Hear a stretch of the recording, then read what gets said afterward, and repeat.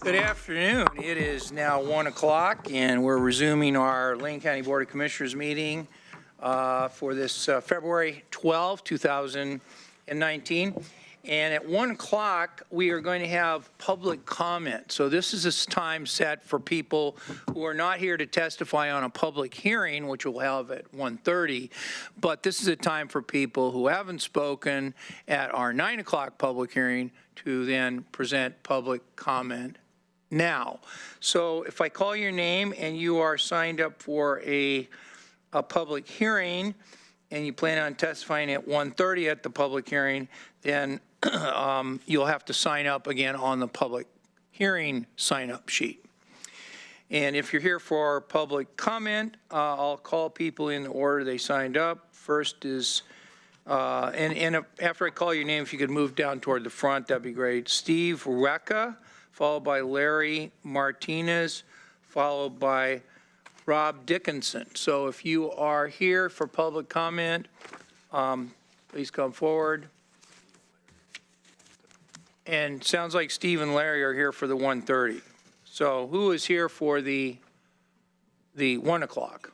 Okay, these two. Okay, so Mr. Dickinson, if you could come forward and give your name and where you live and what you're here to talk about, I'll start the timer and give you 3 minutes. Welcome. Great, thank you, Mr. Chair and members of the Commission. I'm Rob Dickinson from Cottage Grove, Oregon.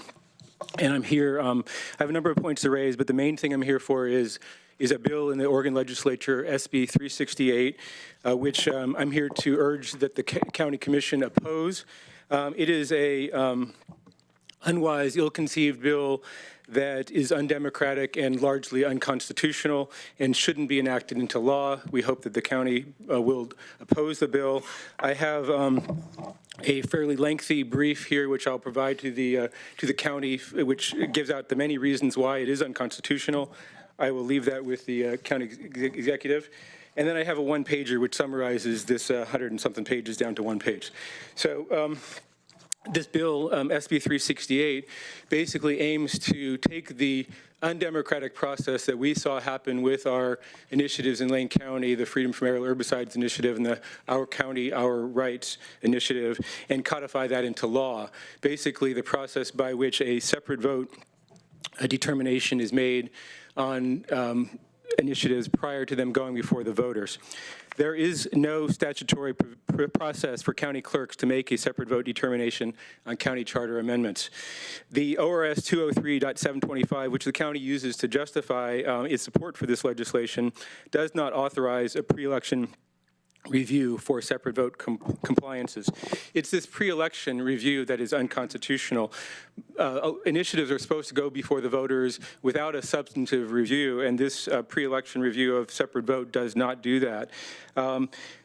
Amendments to county charters are governed by Article 6, Section 10 of the Oregon Constitution, and there is no separate vote requirement for amending county charters.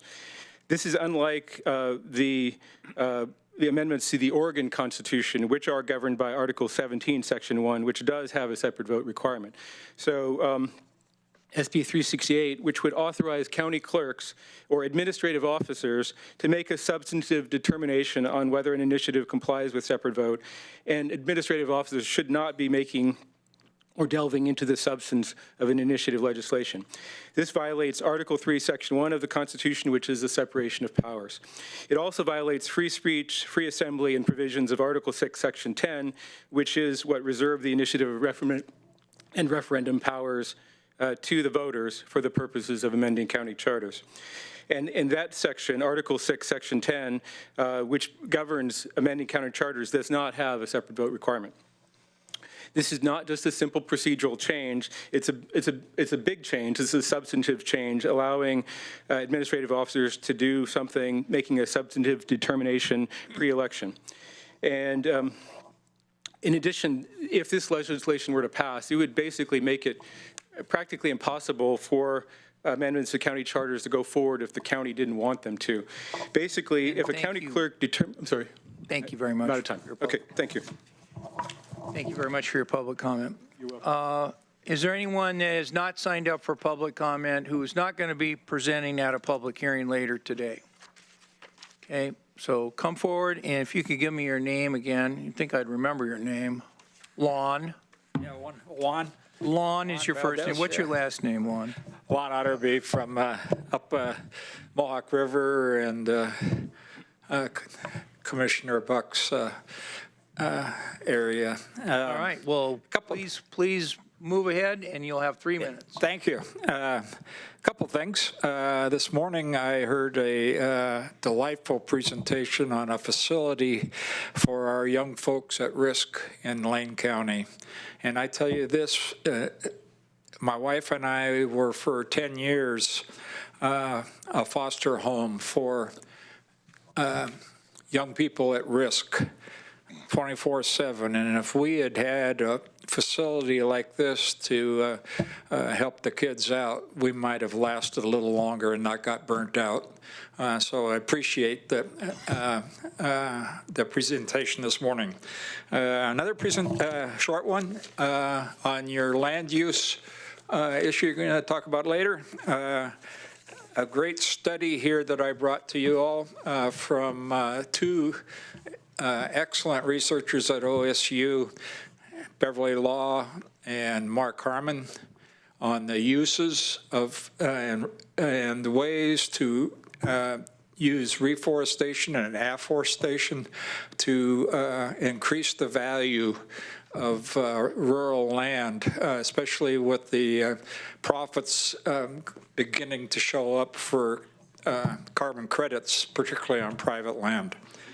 And the third thing is very disappointed in the information you all probably got on the Association of O and C counties.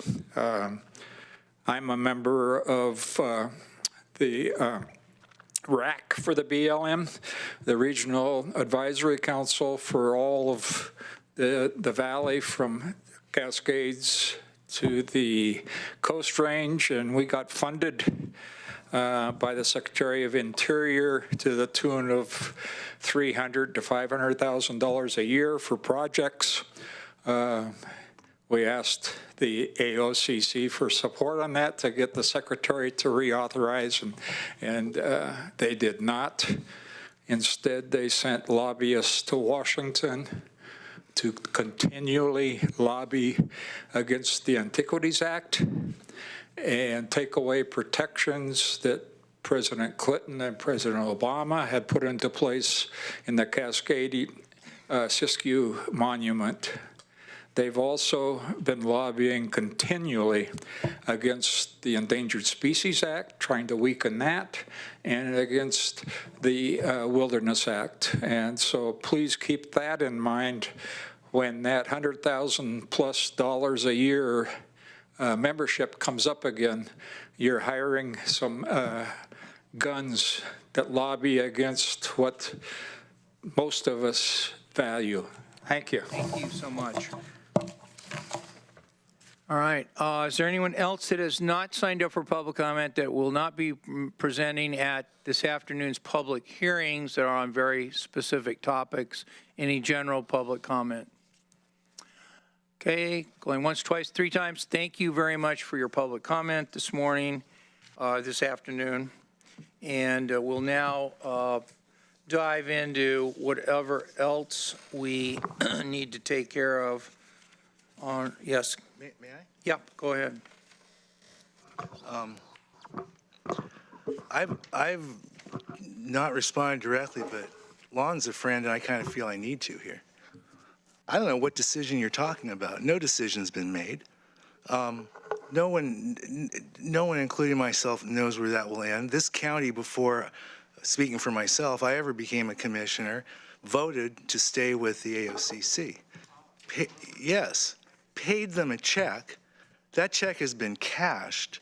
And so I find myself in the interesting position of defending something I had nothing to do with. So I would request that assumptions aren't made, that inflammatory remarks aren't bought into, that divide people, because this is not anything that's been decided for next year. Okay, so any other remonstrance, I guess? what I call it? Yeah, go ahead. Just real quickly, Rob, you probably know that Senate Bill 368 has been assigned a committee. It's going to go to rules. Ginny Burdick's the chair of that committee, so should get a pretty good hearings up there, I would guess. Hearing was yesterday. Oh, was it yesterday? Okay, Testimony is online. It's quite, right on. Okay, good. I would, there's like a 10 minutes that covers that briefly. Okay, Perfect. are you done with your? Yes, I am. Thank Okay. you. Are there any other remonstrances? Go ahead.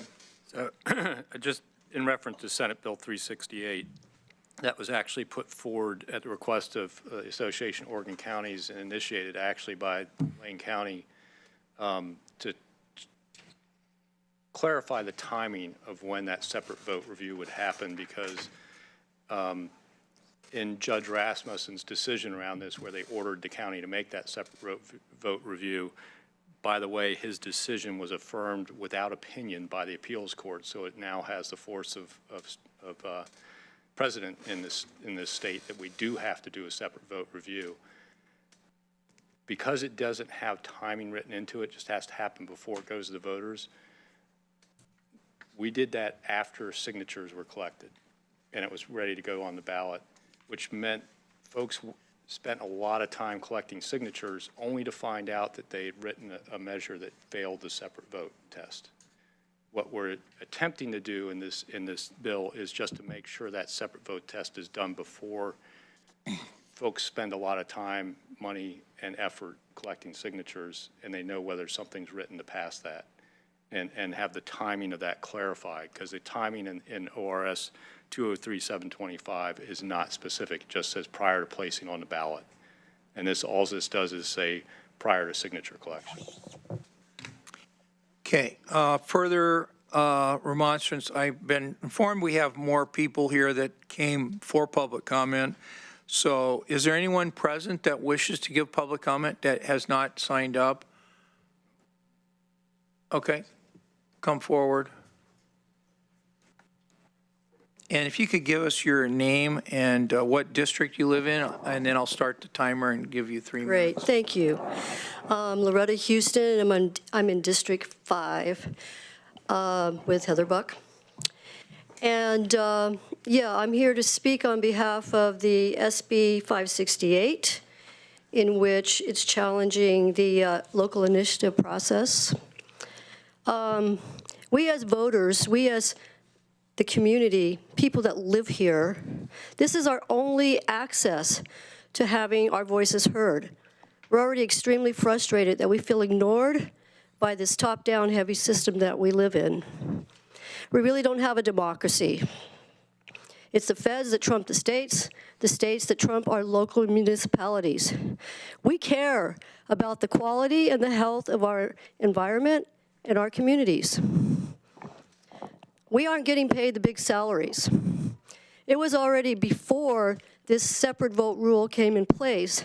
The county commissioners actually wanted to veto any local initiative process that came their way. I don't call that democracy. We are frustrated, and the timing is ripe, where the people are rising up. We need a voice. We don't want to be bullied around by the industrial forestry any longer. Talk about climate change. Deforestation is destroying the quality of life for the entire planet. The forests are the lungs of our planet. And it is a natural form of carbon sequestration. It's never been done before in history on the planet, where we log 3 times. And logging is now going faster than 40-year rotations. We will never see forests again. And yes, I'm using the word forest, which I understand is a word that is exempt from your vocabulary. Forest is what the Northwest is about. Anyway, I'm very upset. And I also want to thank that you're having a 1 o'clock. We would like to have a 7 o'clock meeting for people that work, people that are in school. We are not getting paid a salary. We need to hear from more people in the community. Thank you. Okay, thank you very much for your public comment. Is there anyone else who has not signed up for public comment and is not going to be testifying at the 1:30 hearings? Okay, so thank you for your public comment. Mr. Chair. And go ahead, Commissioner. Thank you, Mr. Houston, for your comment. You're testifying about 368, not 568. 568 is reforestation of previously burned lands. 368 is the dual. Yeah, 368, not 5. Okay, anything further from commissioners? Okay, so let's go back to our top of our agenda and make sure we're covering everything in order. Comments done, remonstrance, emergency business, consent calendar, all health and human services, county council, county administration, commissioner announcements. I'm counting that we have executive session. We could take up our third reading on the Martinez matter. That's not set for 1:30, is it? It's not a public hearing. I don't know if it was notice time certain. I doubt it was because it was just a reading. Do we know? We noticed this portion of the meeting to start at 1:30, so Yeah. you may want to So recess. I guess I'll just indicate that my current plan, subject to board overruling, is to have a recess until 1:30, come back, start our public works items, and then recess into executive session and convene the executive session and go as late as commissioners can go and county council can go for our executive session. Okay? Do we want to, I guess we could do the review of assignments after that. Yeah, they should be pretty quick. I just have the 3 we talked about at the end of the morning session. Okay. So let's just hold off on that, and we'll be in recess, be back here at 1:30 p.m. Thank you.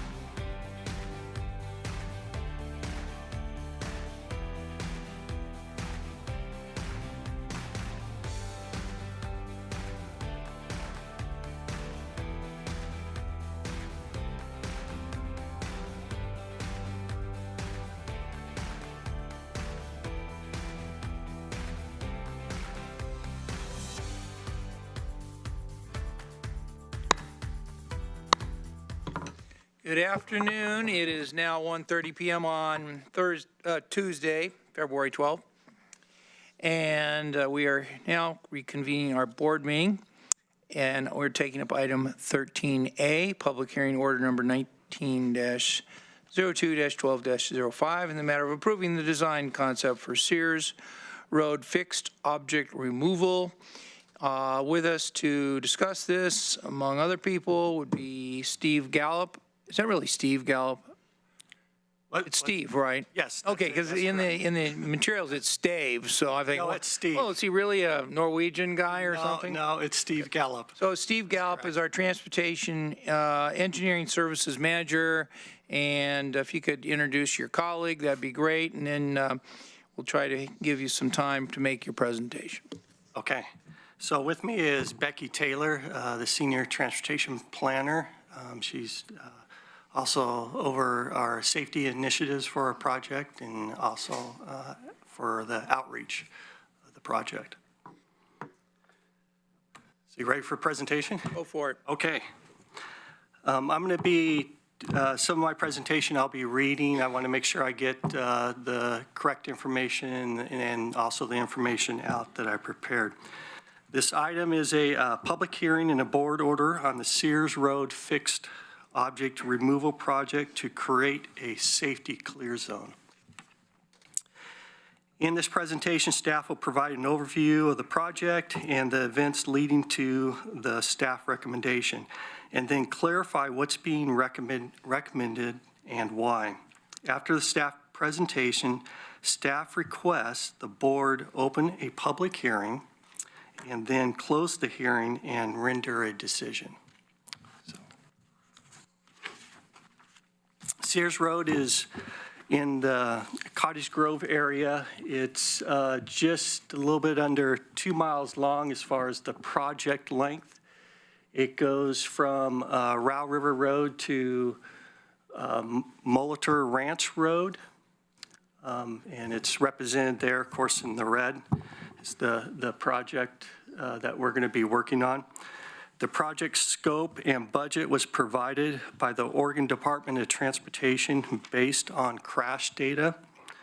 There is limited funding for this project. Approximately $150,000 is all we have to spend on this project. We were directed by ODOT to use these funds for fixed object removal within the clear zone along Sears Road. If we do not use these funds per ODOT's expectations, we may need to return the funds to ODOT. We may lose those funds and have to return them back to them.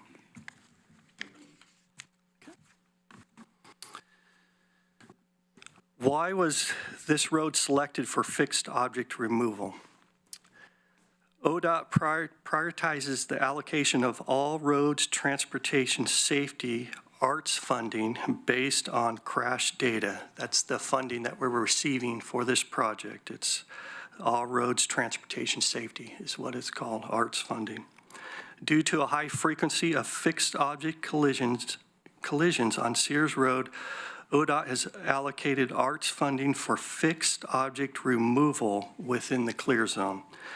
Between 2010 and 2016, there were 6 crashes on Sears Road. It's represented by the orange dots that you see there along Sears Road. These crashes, all of them were fixed object collisions, and one resulted in a fatality. I believe it's the second orange dot up there was a fatality one.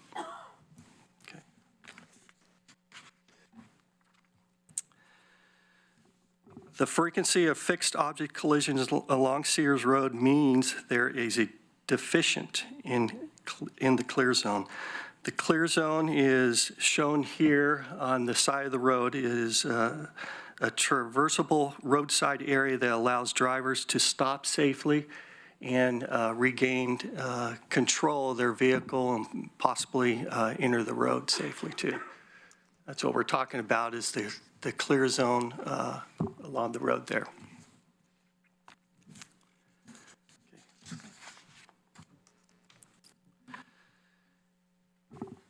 As shown in this photo, most of the fixed objects next to Sears Road are trees. You can see there that are pretty close to the road. And data has shown that crashes with trees are usually fatal crashes. Don't really survive those too often. We identified 126 fixed objects in the clear zone. Out of these 126 fixed objects, we are recommending 61 trees to be removed, of which 60 trees are in the right-of-way and 1 is on private property. The one that's on private property, we would not remove that tree unless we receive permission from the property owner to do that. And as of today, we have not received permission to do that.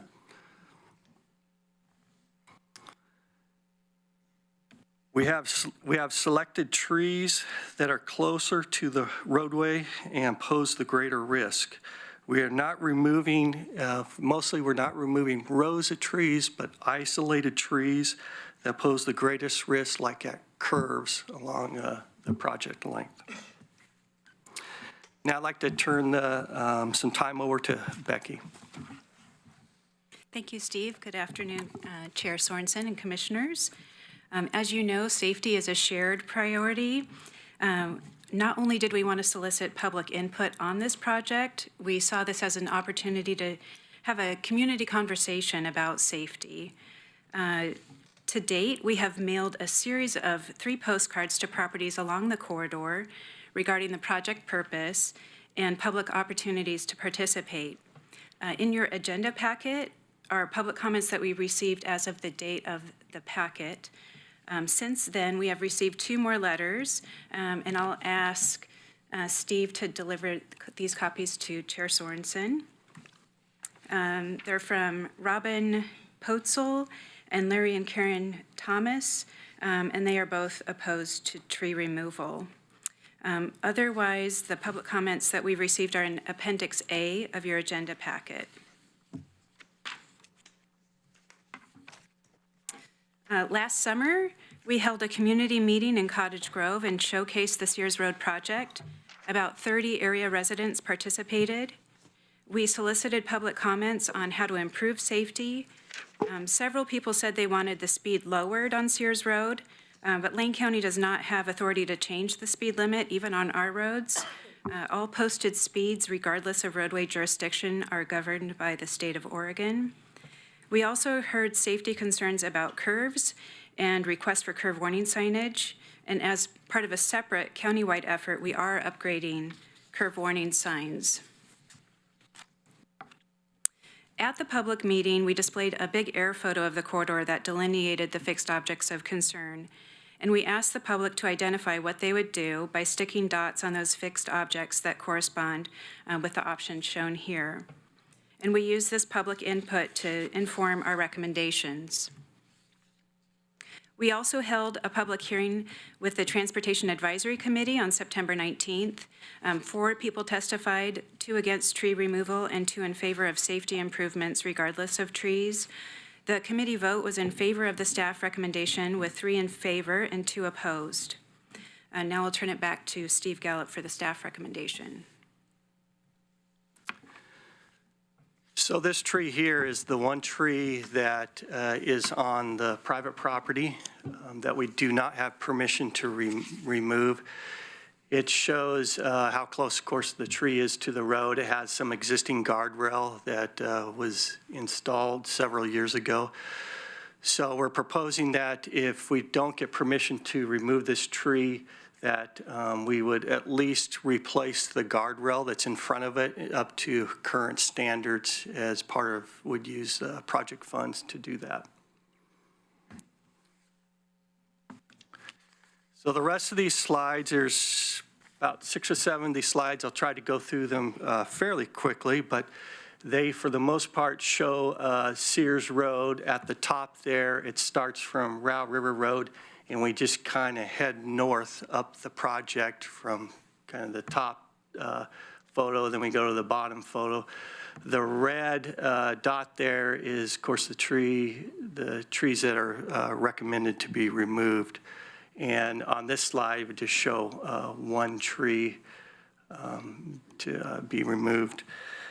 We will work with property owners if, we'll give them the option to keep the wood if they want the wood. So we'll allow that if they want. And then also, as we go through these slides, I'll kind of point out, like Becky mentioned, that we're doing a bigger county-wide project of upgrading our curve signs. And I'll kind of, as we go through these slides, I'll mention where we are doing that on Sears Road too. So, next slide. This one shows, looks like 30 trees for removal. The row of trees right there is arborvitaes, actually. They're fairly small ones. And then the kind of the more dots are the trees that we're recommending to be removed. We do have curve signage already for this curve that exists today. Next slide. There's no trees to be removed there, so let's move on. One thing I do want to point out is it also gives you kind of a good representation of, of course we have red dots on here, recommended trees that we're removing, but it also shows you all the trees along the road. And then kind of get a flavor of how it is more isolated type tree removal, and we're just not going down Sears Road and removing all the trees along the road. This is one of the corners that we would also install some new curve signs also. Next slide. Next one. So we're just moving further north up the road. Here's 2 trees here, and look, and again, it gives you kind of a perspective of all the trees that are along the road that we're not even touching. And again, we've tried to, with the limited project money that we have, we had to be very selective on what we did. So we tried to get the trees that were closer to the road, somewhat on curves that pose the higher risk. Next one.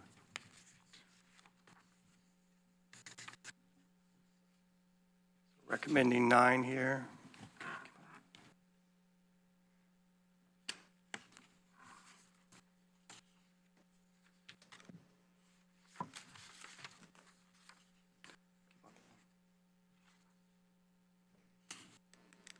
That's the end of the project right there. So the last 2 slides, there wasn't even any tree removal. So we are going to upgrade the curve signage, install some chevrons around these curves. So this is our last slide. And so today we are asking the board to hold a public hearing. We have notified abutting property owners in accordance with Lane Manual for a public hearing. We know there is a public interest in this project, so we wanted to provide this platform for the board to hear directly from the public. We would then like the board to render a decision. The alternative motions are listed here and also detailed in your agenda packet.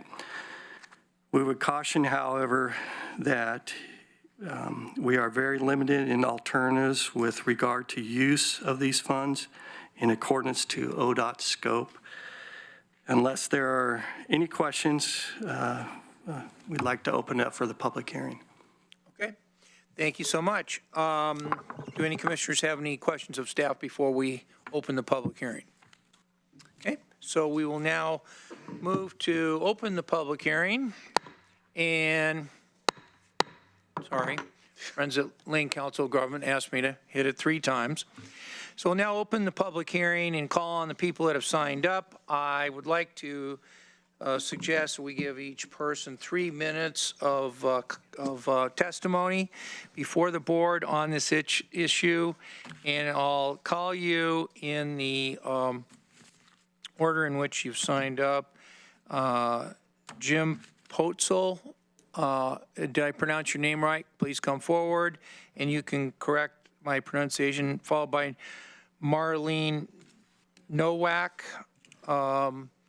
and followed by Linda Rad. Come forward, and you can please correct me on your name. Okay, so please state your name, where you live, and then I'll give you 3 minutes of public testimony. I am the husband of Robin Petzel, who you have the letter of. So my name is James Petzel. I live in Cottage Grove. I'm actually one of the residents on Sears Road, and according to that proposal up there, I have about 6 trees that's on my property that were in red, which I don't understand why, but anyway. According to my wife's letter, she proposed like getting the road repainted, so there's visibility and things such as far as that goes. But my concern is making that safety corridor. You've had 6 crashes since 2010 to 2016 with 1 fatality, okay? And in that fatality, I believe it was alcohol or drugs or something that was involved in that fatality, okay? And the other 5 fatalities, I'm not sure, or accidents, I'm not sure what the circumstances of that was, but it probably was inattentive driving or speed, okay? On that road, it's not even posted at all, so when a road is not posted, it's 55 miles an hour. Route River Road, which comes out, which Sears Road ties into, I went out this morning and traveled it out to a 45-mile-an-hour zone, which went out clear through that residential area, all right? It was posted at 45, okay? Now, on the Sears Road there is a lot of residential areas there. I mean, I have kids, all right? In the initial proposal, you guys were gonna remove trees that were in front of my house, directly in front of my house, which is my safety corridor from the road. And with 5 little kids, my youngest being 4, removing those trees, which they took off the list, thank you for that. I mean, I don't need a car at 55 miles an hour that loses control because they're inattentive driving or drugs or alcohol as an influence of that and come crashing through my yard and hitting one of my kids, okay? I mean, there's a lot more kids involved on that road nowadays. There's no slow children playing signs. The curve signs are not there. There's no posted speed limit. And if you're going to go ahead and make a safety corridor that's making them wider, and the natural instinct, and I'm going to say that's for everybody, is whenever you have a clear view of sight of road or a nice smooth road to go on, you're going to go faster. I mean, it's just common nature. All right. I mean, and I'm pretty sure everybody does it at some point in the thing. So speed is the thing there, as far as I'm concerned. The painting on the road and some of the trees, like I said, in the 6 trees that are on my property are on a slight, I'm talking a slight, but I don't even know if it's a 5-degree turn in the road. And they're far enough off the road to where they're on my side of the fence out in my field.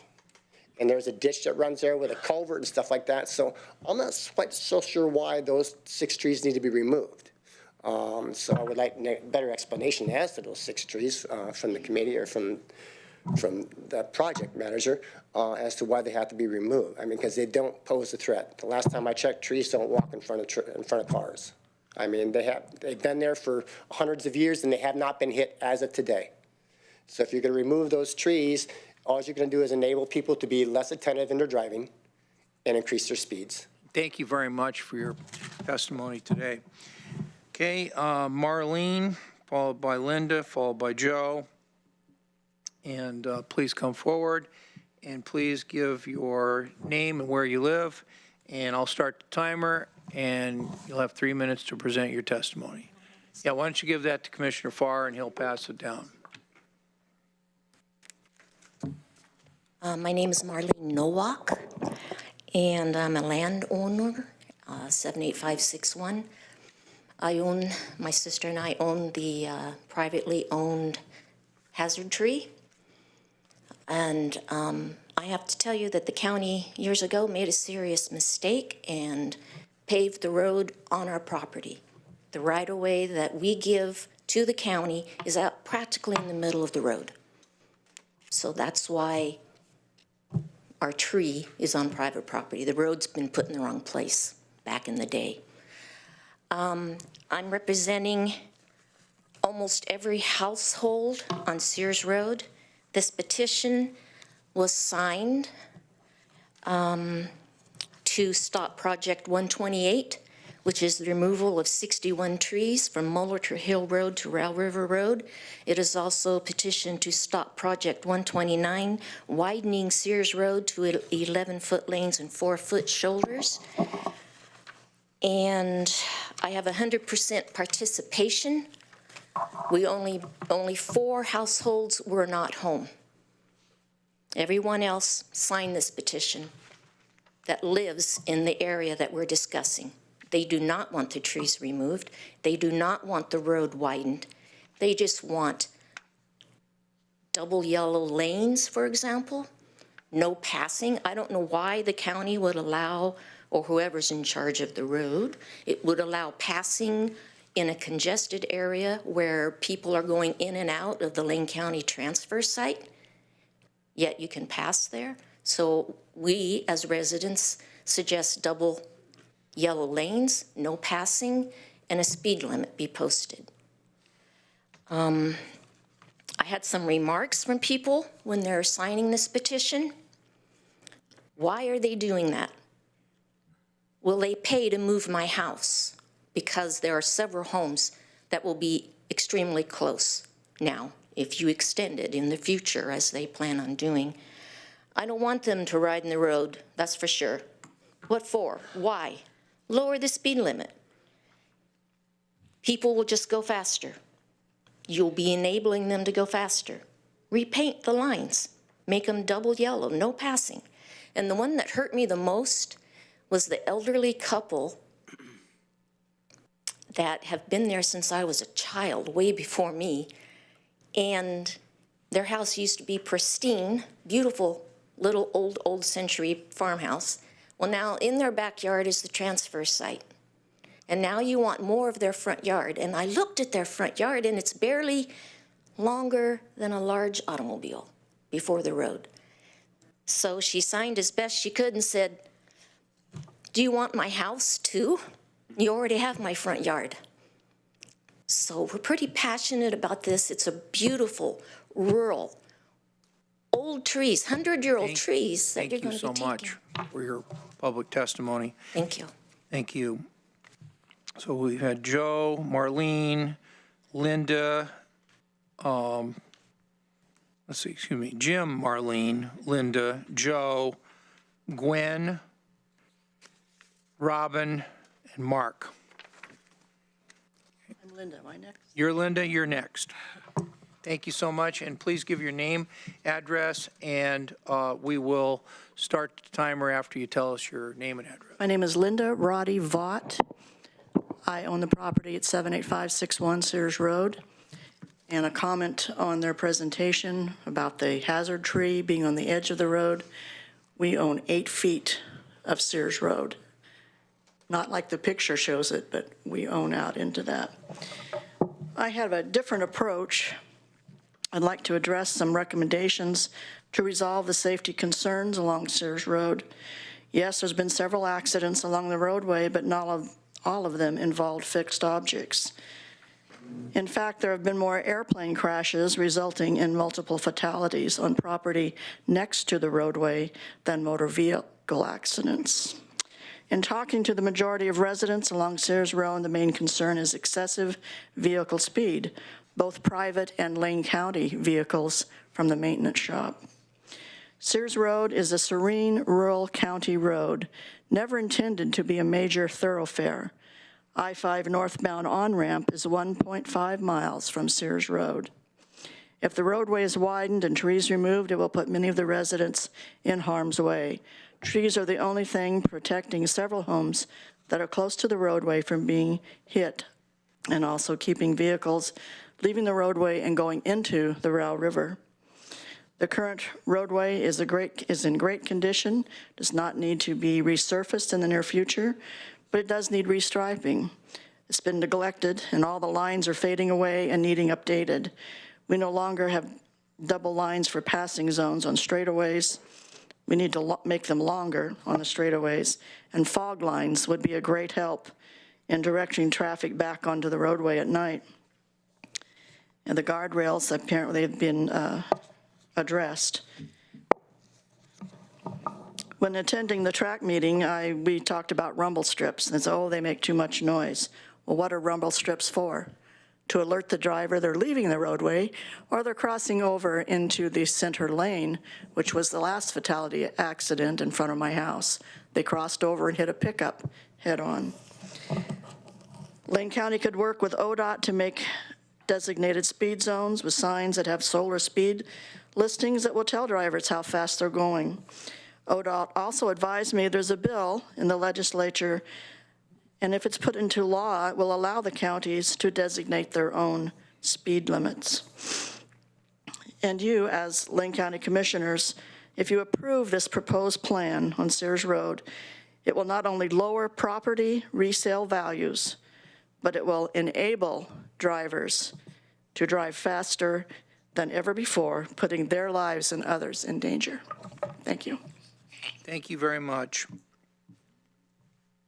So we've had Linda, Joe, Gwen, Robin, and Mark. You could give your name and where you live. I'll start the timer and give you 3 minutes. My name is Joe Roddy. I reside at 78597 Sears Road, Cottage Grove, Oregon. I'm represented by new Commissioner Buck. Gentlemen and Ms. Buck, you have a solution that you're aggressively looking for a problem to fix. Return that $150,000 to ODOT and fix the dangerous highways we have in South Lane that are managed by the state of Oregon. Highway 99 between Saginaw and Cottage Grove is by far the most dangerous part of South Lane County. I'll explain to you how I know that later. The property that I own has been in the family since 1946. There's 3 trees on my property, 2 of which are old growth Douglas firs that I would gladly sell to you for fair market value as they are deemed to be pole value. I am employed by the South Lane County Fire and Rescue. I've worked there for the last 25 years. I had the unfortunate experience to respond to all 6 of those emergencies up there. The one fatality that keeps getting expressed and emphasized, that gentleman was dead before he left the road. I know that firsthand. Be happy to explain that later if you want to add more details. The accidents on our road are not related to the fixed objects.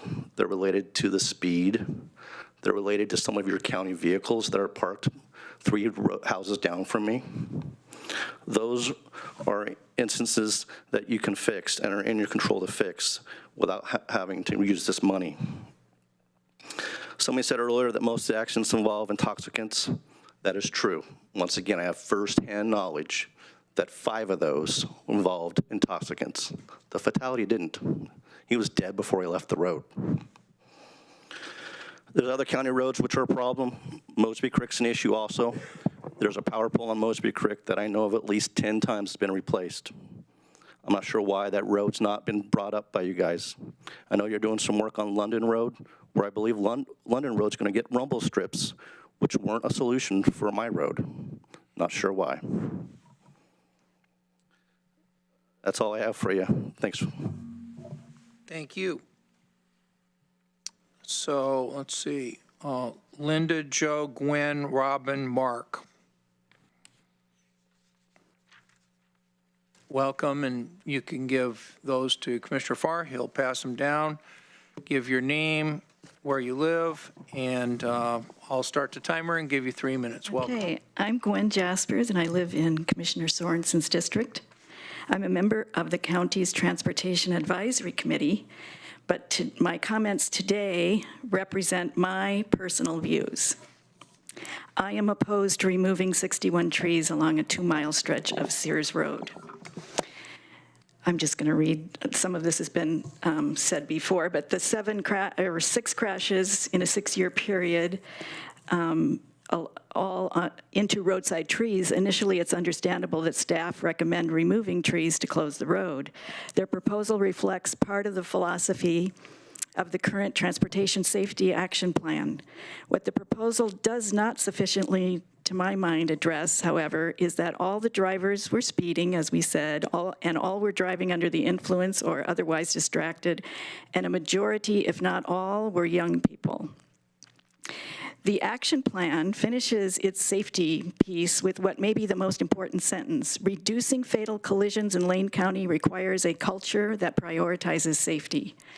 I argue that to accommodate irresponsible driver behavior does not promote a culture that prioritizes safety. A first step to safety would be to reduce the speed limit. Sears Road residents asked for this at the July 2018 public input session in Cottage Grove. The answer, ODOT sets the speed limit, and it's often a futile effort to apply for a change.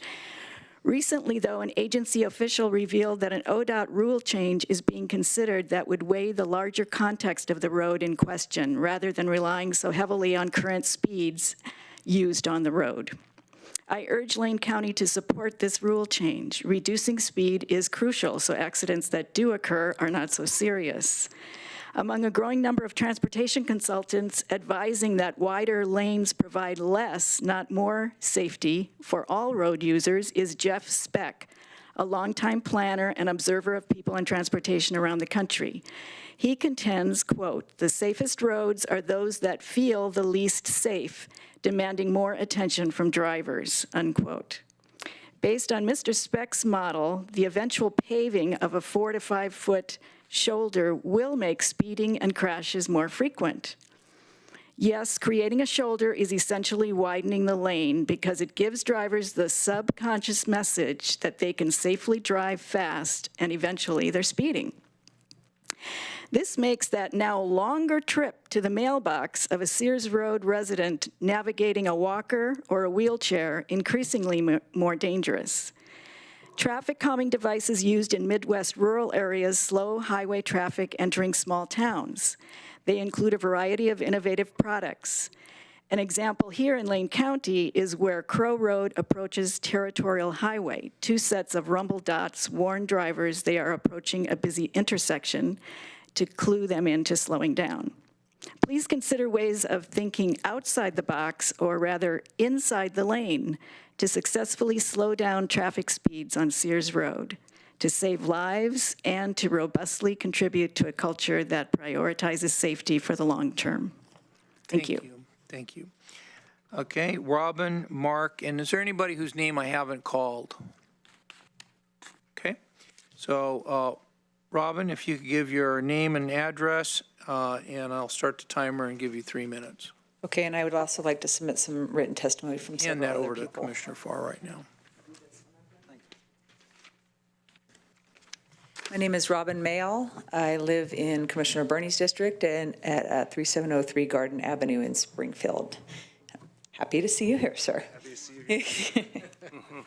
I'm here to speak for cyclists, and the testimony that I included that is written is that of several Lane County cyclists, including one I just accidentally met on the bus with his bicycle. I thank you for listening to the testimony. I've been riding my bike here in Lane County for several decades, logging thousands of miles in most years. And I enjoy our lovely rural back roads. I've also long been troubled by the death or severe injuries of several good friends by motorists on our rural roads, including one last year, and one incident in which I unfortunately witnessed. One of the most important things I would like you to understand about this road is it is the only north-south bikeway from Eugene to Cresswell and Cottage Grove, and also connects to the Row River Trail, which is a really biking destination. The only other really bikeable road is Highway 99, which is a cyclist nightmare. We're all terrified and fear for our lives. In the approximately 2 miles of it, we have to bike in order to cut over Dale Cuney and the back way to Sears Road, which is much safer and much less traveled. That being said, the most dangerous thing about Sears Road is the speeds at which drivers use this rural lane, especially with its blind hills and corners. While I understand there have been several fatalities, as mentioned, they all seem to rely on high speeds, intoxicants, and other distractions. I believe it is unfair and unwise to penalize the safety of residents, pedestrians, and cyclists for what is essentially a speed and law enforcement issue. Additionally, the removal of trees on Sears Road will make it a less attractive and less safe venue for cycling, just at a time when cycle tourism is being recognized as an economic driver for our area. A study performed by the Outdoor Industry Foundation estimated the nation's 60 million recreational cyclists spend almost $47 billion on meals, transportation, lodging, et cetera, and that the spillover effects could be as large as $133 billion, which affects all of our local economies. Personally, I can't tell you how many dollars I've spent at the Crestwell Bakery, Buster's Cafe, Dutch Bros, Dairy Mart, et cetera. Cycling burns a lot of calories. And many times my dollars are multiplied by 5 to 10 of my friends. Thus, in consideration of the safety and well-being of our rural residents, our pedestrians, cyclists, and in the interest of economic and tourist dollars brought into our rural towns by cyclists, I believe the treatment of Sears Road should move in a completely different direction. Instead of removing objects and increasing speeds, we should be looking at ways to make this road safer and quieter for residents and more attractive to area cyclists.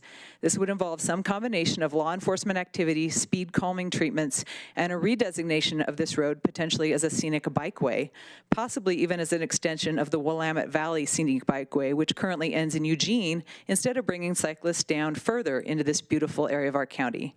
I ask you to turn down the short-sighted plan for tree removal and instead look at the long-term potential for a beautiful scenic bikeway to add to our area's appeal. Thank you so much for your public testimony. And is there anyone who has come forward? Are you Mark? Yeah. So we'll have Mr. Kintai, and then is there anyone that hasn't signed up that wants to testify? Okay. So Mr. Kintai, just give your name and address, and then I'll start the timer at 3 minutes. Okay. I'm Mark Kintai, and I live at 79117 Sears Road. I've been there since 1981. I'd like to thank all the other people that have testified today, and I really support what they had to say, and I think they were really well prepared, and I agree wholeheartedly with their testimony. I'm very much opposed to both phases of the project, and particularly more concerned about widening the road on down the road. Like I say, I've lived there since 1981. Speed has always been an issue. I've had a number of crashes go through my fences onto my property. And but in my feeling is that they're just, by removing the objects, it's going to put the onus on the property owners rather than take, the poor drivers that are driving too speed and recklessly. It's putting the onus on us rather than them. And I don't want to see the road widened. I don't want to lose part of my farmland. I think that would be inconsistent with our land use goals that we have already in place. I have a full-time working farm there that I've worked for 30 years. I don't want to lose some of the property later on when they widen the road. And as far as the argument about that we're going to lose the money, I don't think it's a very good use of the money. And I think it would be irresponsible just to use it for something rather than than lose it. I think it would be more fiscally responsible to turn the money back and have it used for a better use. And so just thank you for the chime. Thank you.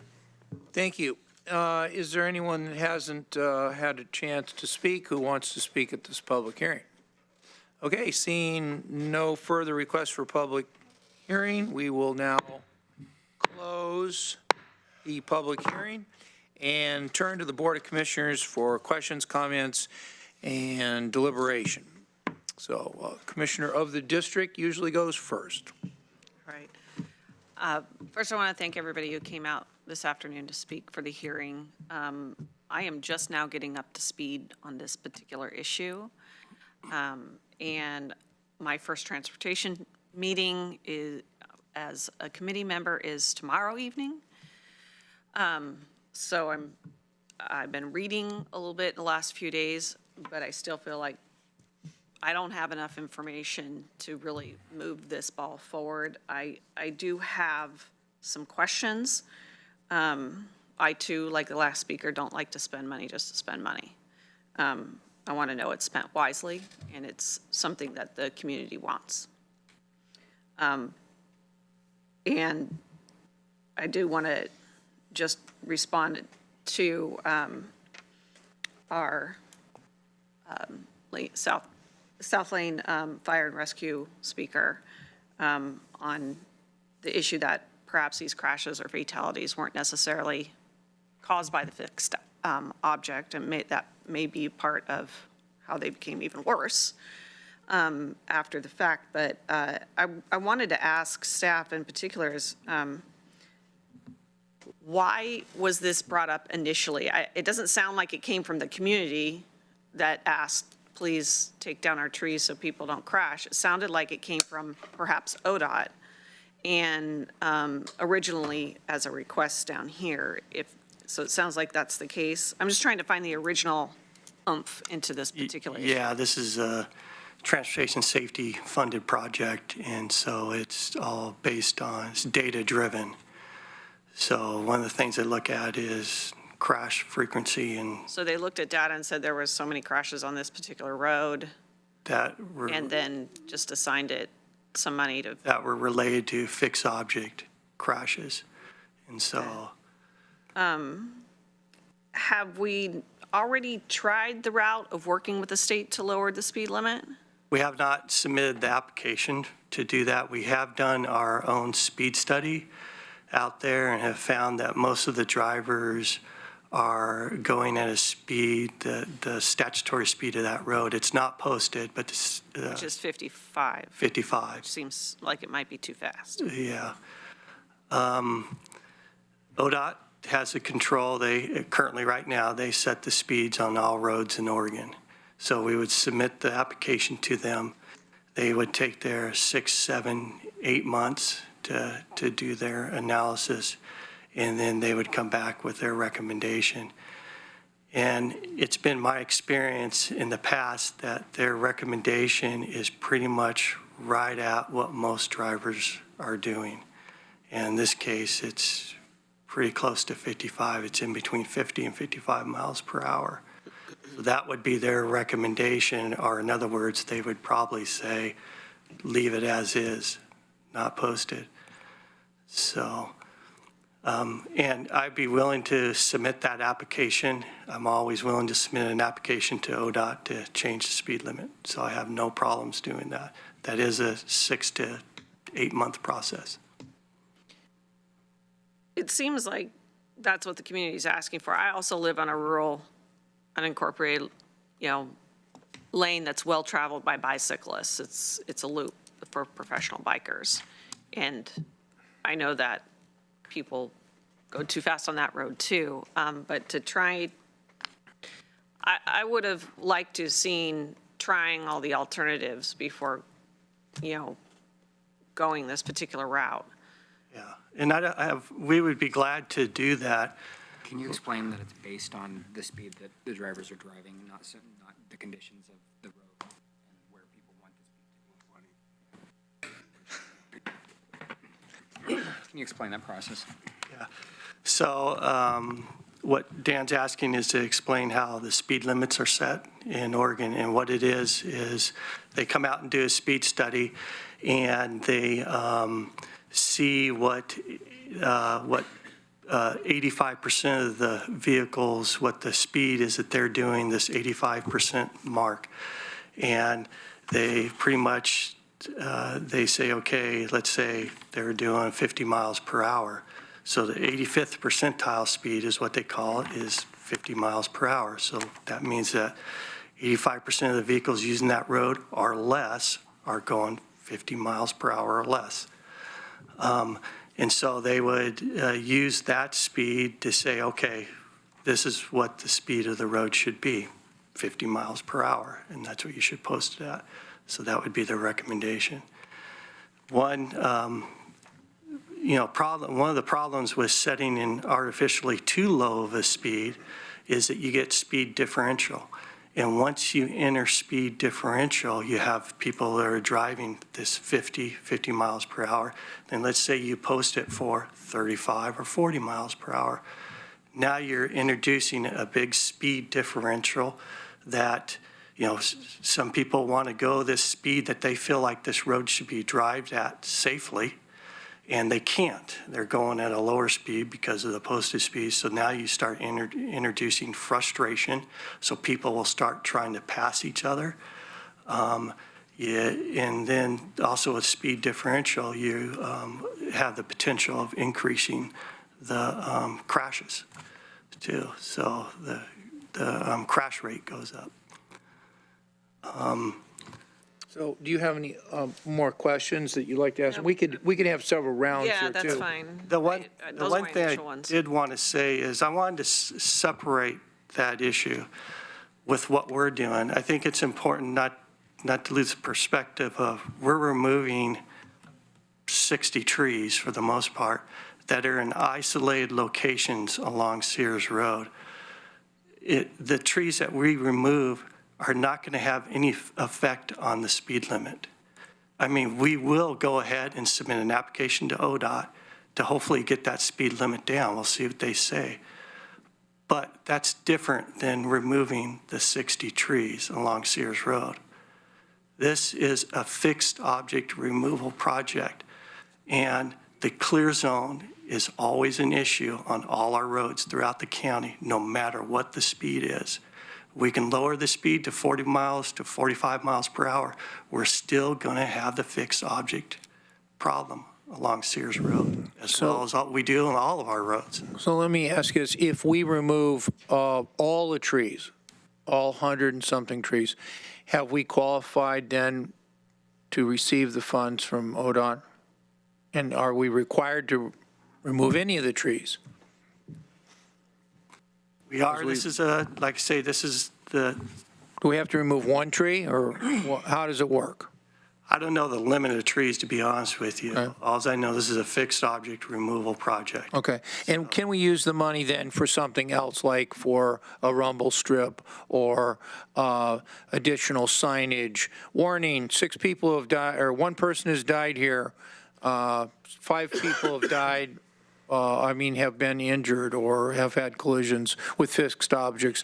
Are we limited in what we can do with the fixed object money? Yes, this money is specifically for removing trees. So if we remove all the trees, we'll get the 150. If we remove half the trees, we'll probably get like 75. I don't know the answer to that question. Okay. What if we, in our infinite wisdom, decide only 1 tree needs to be removed? Oh, Peggy, Peggy the engineer has the answer. I think. So this has been a conversation, and I'm Peggy Kepler, and I'm the county engineer for Lane County.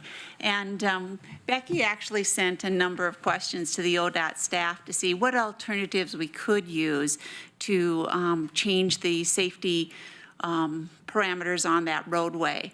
And they were pretty adamant that we had to take and address fixed object removal. Now, they didn't say how many, they didn't say enough's enough or something's too little. We have, actually, the project itself is about $158,000 that they, $258,000, sorry. So $100,000 was applied to actually studying the road and looking at the different types of fixed objects that were on the road and what was the best use of the $150,000. And if, my assumption would be that if we go through this process, we show them our analysis, and we have a very good report as to what we've looked at and the community outreach that we've made, is that if we come back and tell them that this is the limit as to what's acceptable for the community, they will accept that. And it could be that the cost of the project just doesn't go to $150,000. If we put the work out and it takes $75,000 to complete the recommended removal, that they will accept that. And in the, speaking of the public outreach component of this, I've heard most of the testimony would be against it. Are there people who felt that this was a good idea to remove half these trees along this road? I heard from 2 individuals that they supported tree removal. Okay. They didn't receive written testimony. Okay. But, so there is some support for the proposal. If I may, Chair, so when the arts funding is allocated, they run it through a cost-benefit analysis, and the countermeasure recommendations are also based on what's been proven to be effective. So ODOT, in their years of experience in using this funding, recommended tree removal as kind of a low-cost, high-benefit measure to address what they saw as a safety issue on this corridor. And so then we evaluated the best use of those funds within that limited scope. And we recognize there are community values that you need to consider, and we're presenting the facts to you to make a decision. Okay. I'll just say at this point that I agree with Commissioner Buck that a lot more work needs to take place, and I've seen this in other kind of contexts where we've had rural commissioners with rural road issues, and we've had the commissioner work with the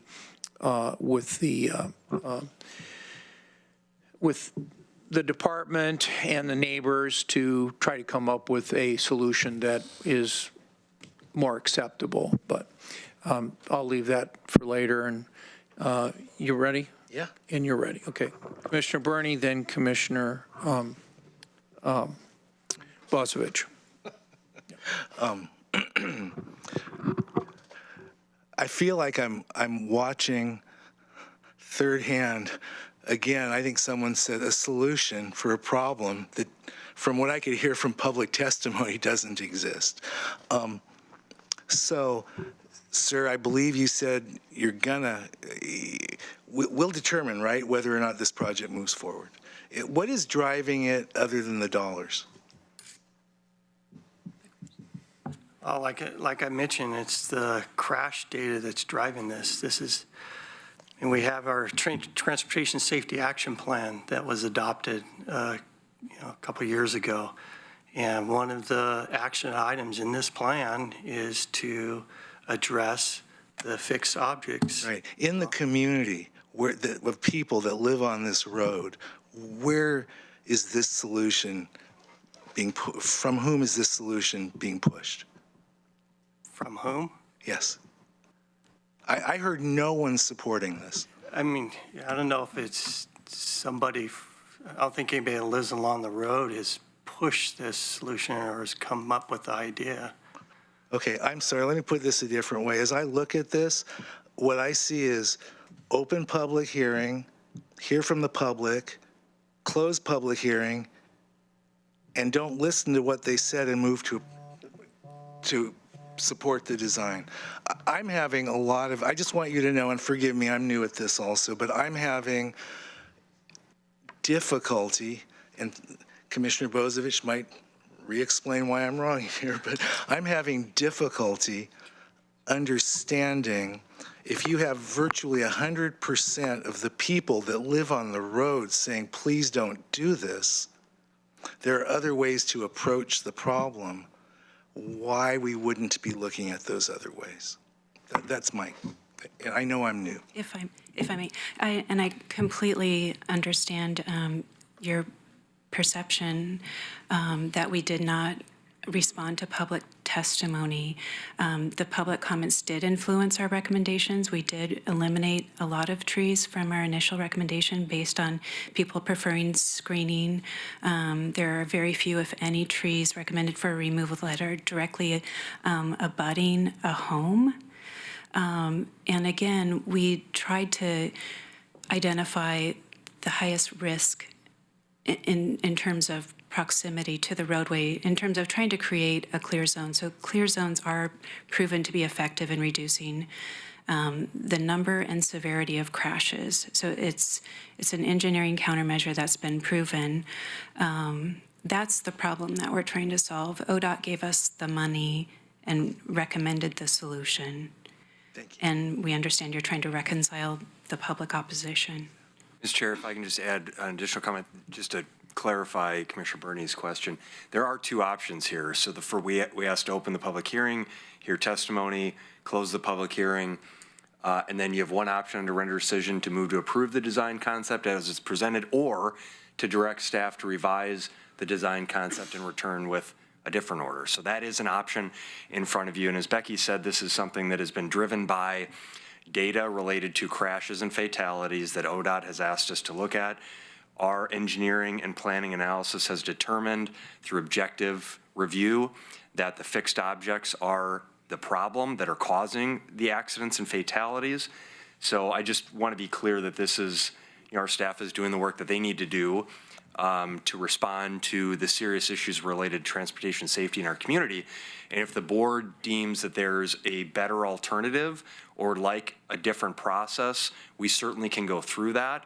But you did hear that we did a public outreach. We heard from the public, incorporated that in there.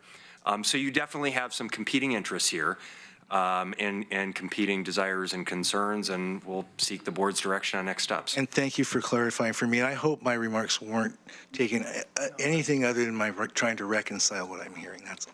No, that's fine. And there is one thing that I also want to clear is that the fixed objects are not the cause of the accidents. Thank you. The fixed objects create the severity of the crash. So when people do leave the roadway and they hit a fixed object, the severity of the crash is higher than if it wasn't there. So it's not the fixed object that's causing the accident.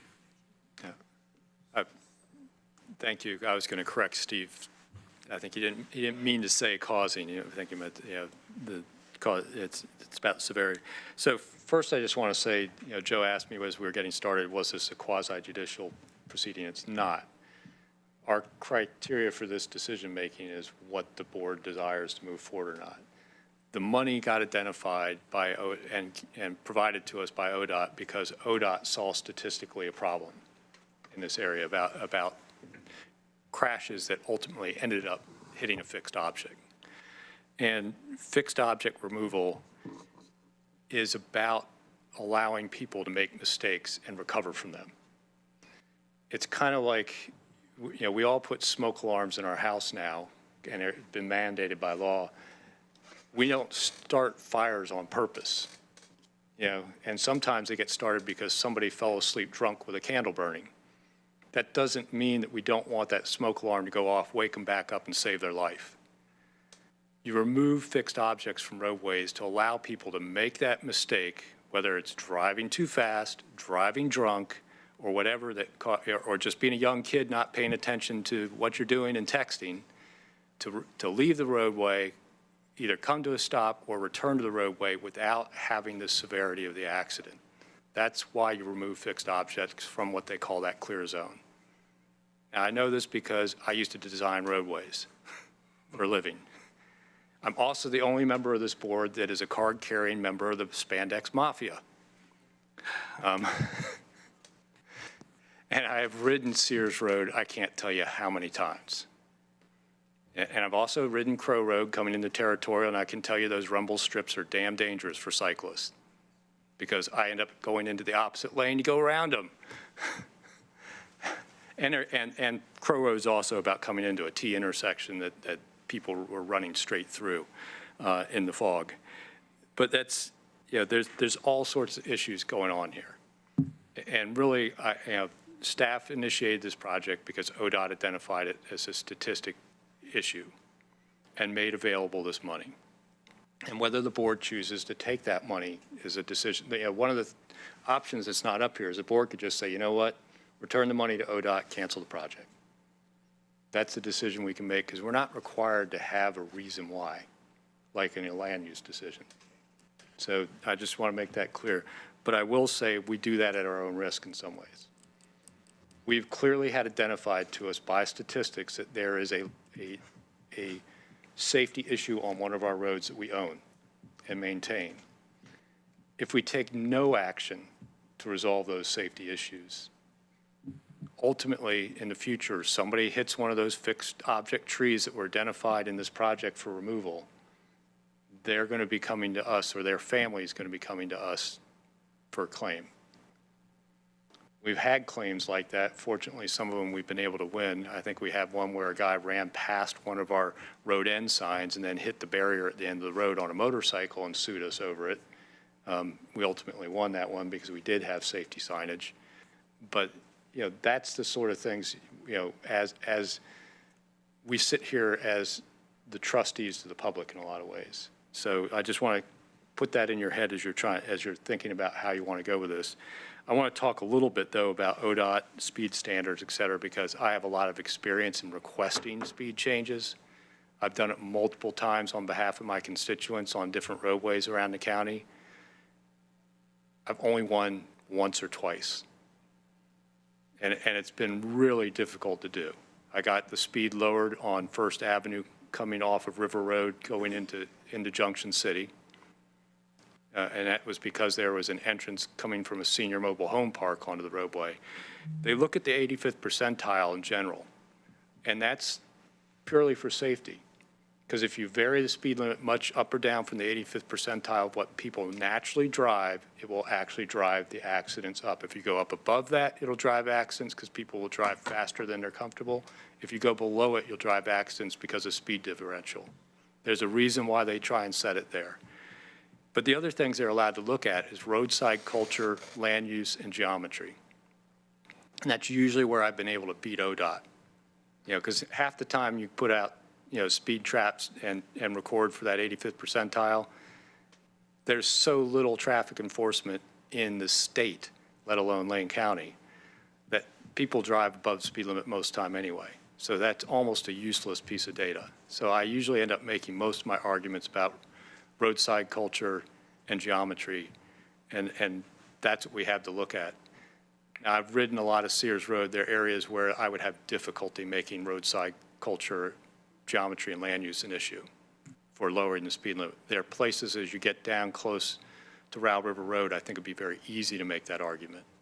So that may be where we can go. Again, though, that's completely separate from the issue of fixed object removal, which is about letting people make a mistake and recover. It doesn't matter whether your posted speed is 40 or it's 55.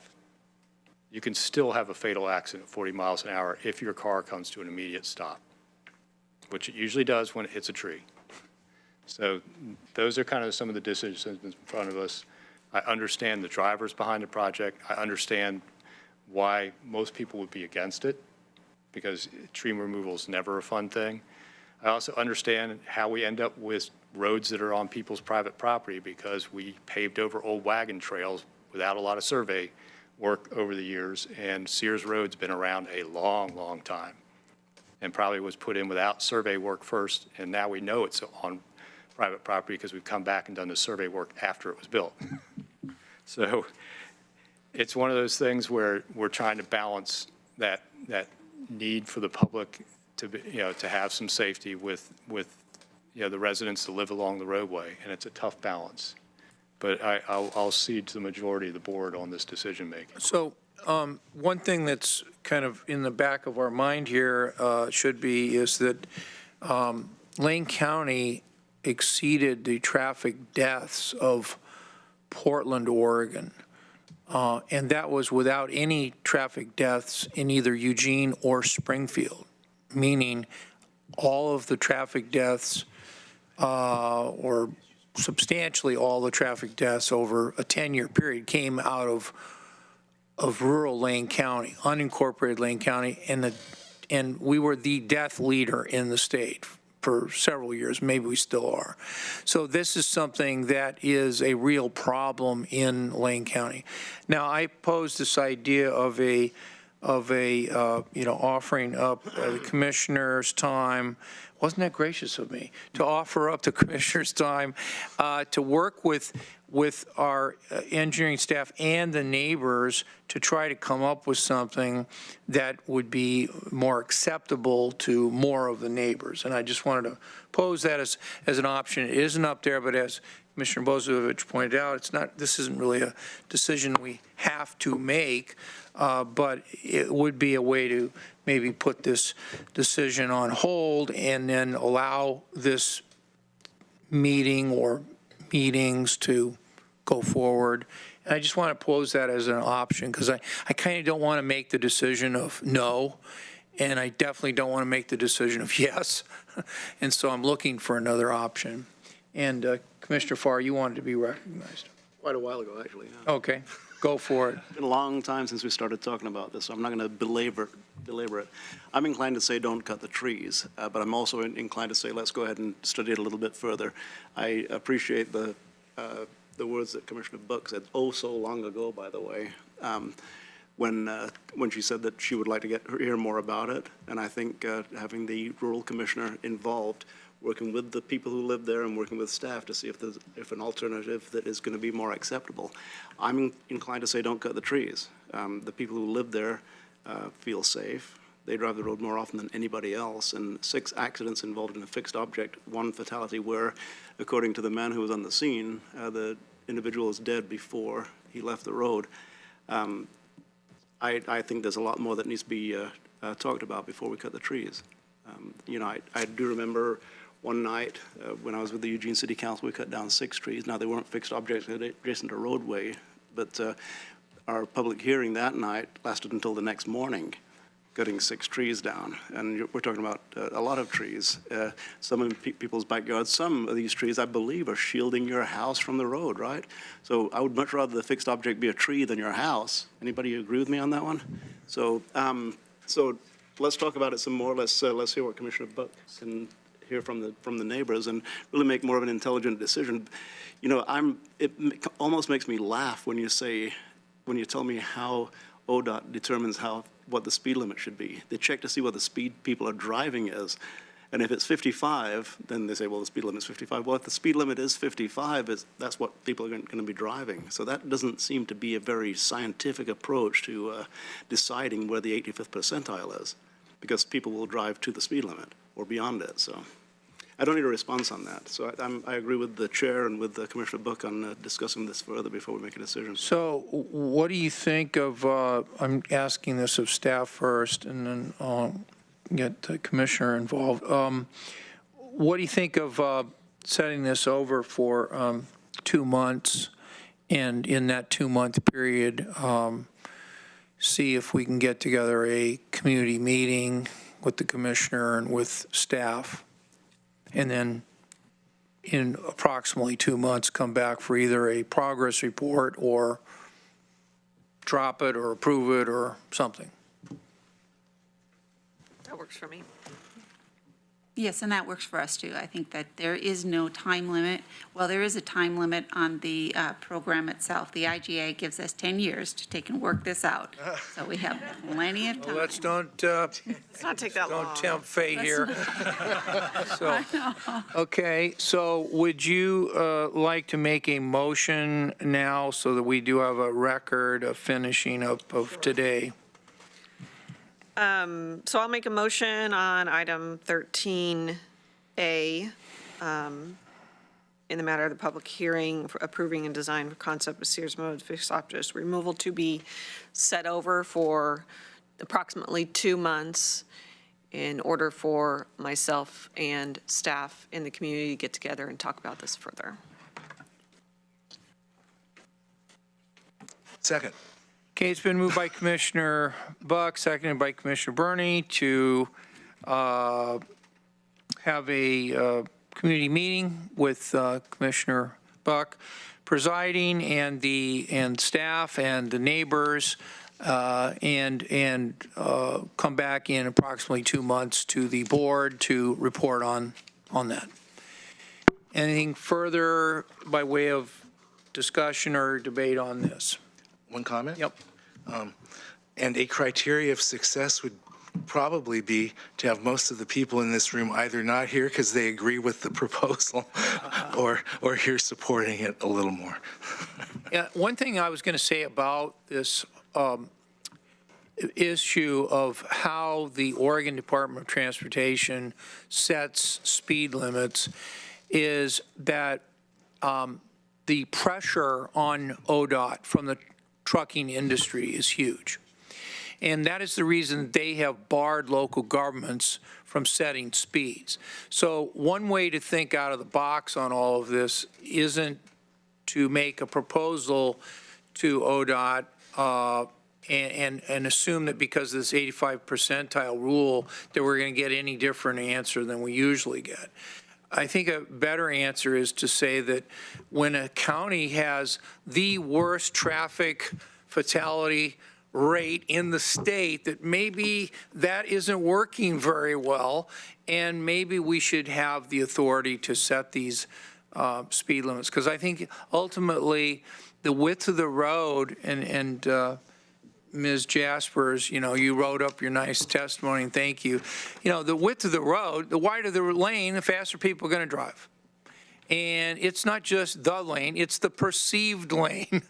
Because on an interstate freeway, that lane is pretty wide, but the perceived lane, if it's got a really huge 10-foot shoulder on top of that, that perception of what that lane is really going to drive up the speed. So I'll just put this in the mind of our commissioners that we are the commissioners for the county that has the highest death rate. And if there's any community that should have authority to lower speeds on roads, it should be us. So I just want to say that that's a function of our legislative work here. And I know Ms. Taylor in particular has been very involved with our whole, state, whether we're going to do speed cameras or other things that will slow people down, and rumble strips and other technology that we can take advantage of. But I think we've got the basics of this one, and thank you for everyone. Let's take the vote now. All those in favor, please say aye. Aye. Opposed, say no, and the motion does carry 5-0.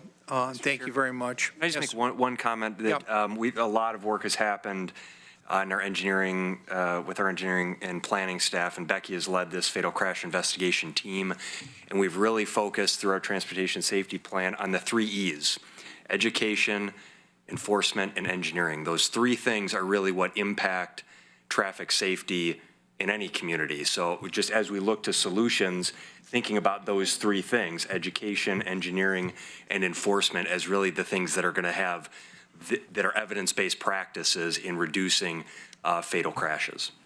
Okay.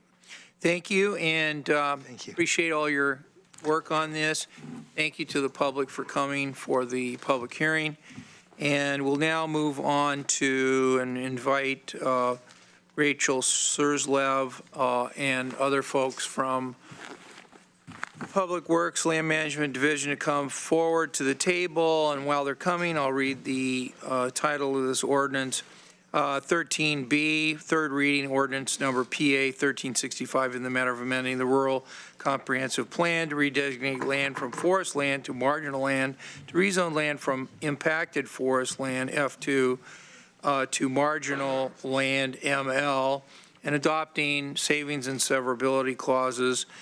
And with us to talk about this is Rachel Serslev. And before we get too far into this, I've had to make these disclosures because of my law business and my work with Sean Malone, who is involved in some way with land use issues.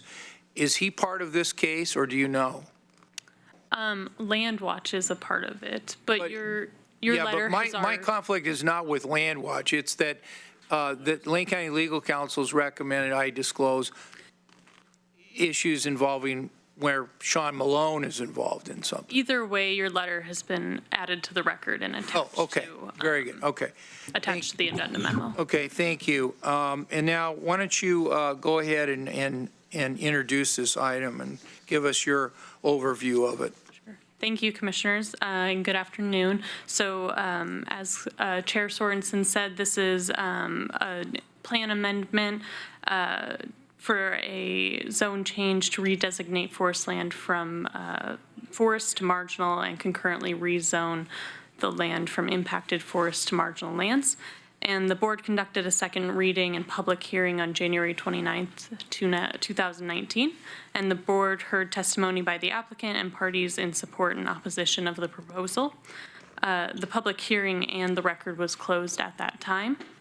The board also motioned to hold a third reading for today and directed staff to return with a revised order and findings of fact to include a condition of approval addressing water quantity concerns, specifically to condition a full aquifer test at the time of land division. Staff has revised that order and findings of fact. And the options, I do want to note that the options set forth in the agenda cover memo indicated that you could adopt, revise, or deny that order today.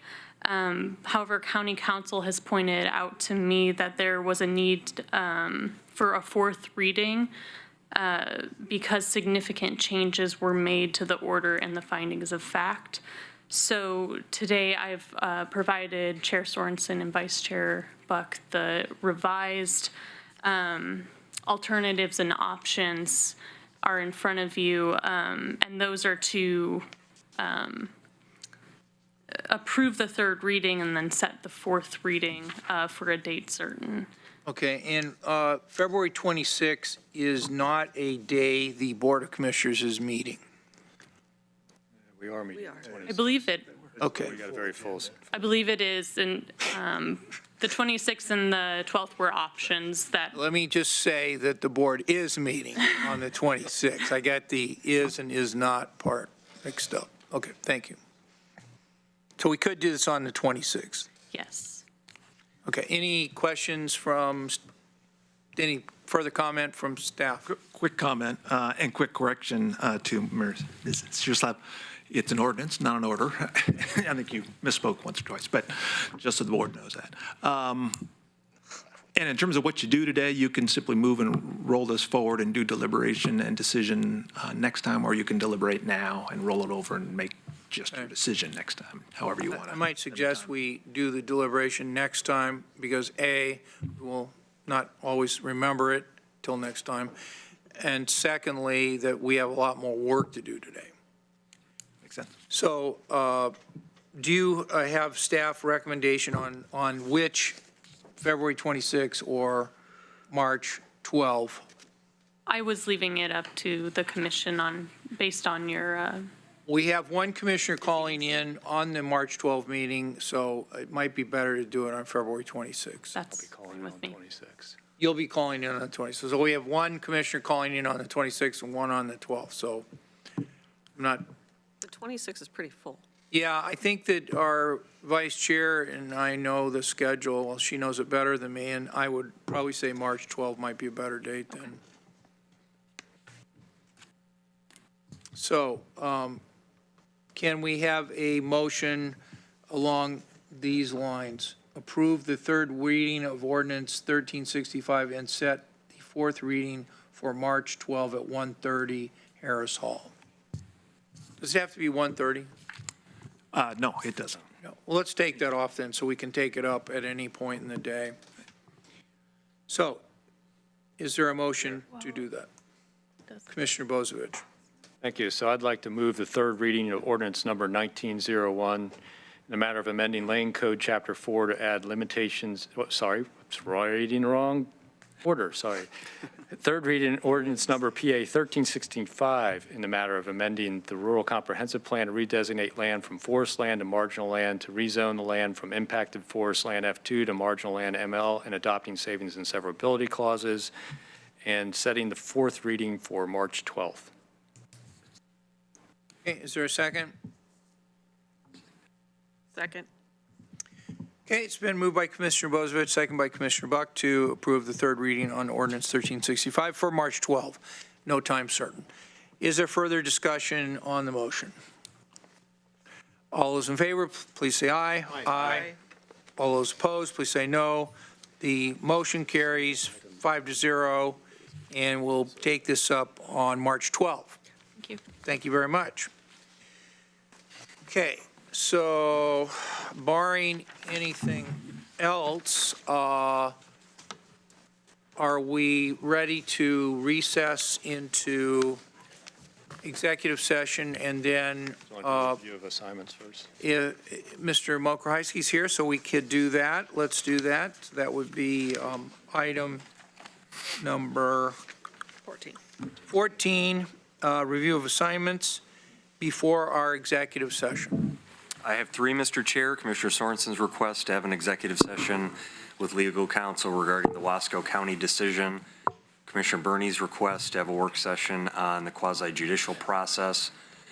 Commissioner Farr's request to have a work session on an update on the farmers market, planned farmers market in downtown Eugene. Just a slight correction on the first one. It's the threat of litigation to confer with counsel. It's the threat of litigation. Right. Yeah. Right. Okay. Any comments, corrections from commissioners on the review of assignments? Want to make sure that we capture the last item around having the public meeting with the neighbors on Sears Road and redesign. And that Commissioner Buck will hold a meeting with the neighbors and try to work something out. Okay, yeah, we'll make that an assignment. And then we'll bring the Sears Road matter back in about 2 months. Yeah. Okay, anything further from commissioners before we read the executive session and go upstairs? So at this time, we'll go to item number 15, our executive session. The Board of Commissioners will now meet in executive session to conduct deliberations with persons designated by the governing body, to carry on labor negotiations, and to consult with counsel concerning the legal rights and duties of a public body with regard to current litigation or litigation likely to be filed. This executive session is held pursuant to RS 192.660 2D and H, which allows the Board of Commissioners to meet in executive session for the purposes listed. Representatives of the news media and designated staff shall be allowed to attend the executive session. All other members of the audience are asked to leave the room. Representatives of the news media are specifically directed not to report on any of the deliberations during the executive session except to state the general subject of the session as previously announced. No decision will be made in executive session. We reserve the right to come back out of executive session and into public session should the need arise. We'll be in recess for approximately 5 minutes, and then we'll convene our executive session upstairs.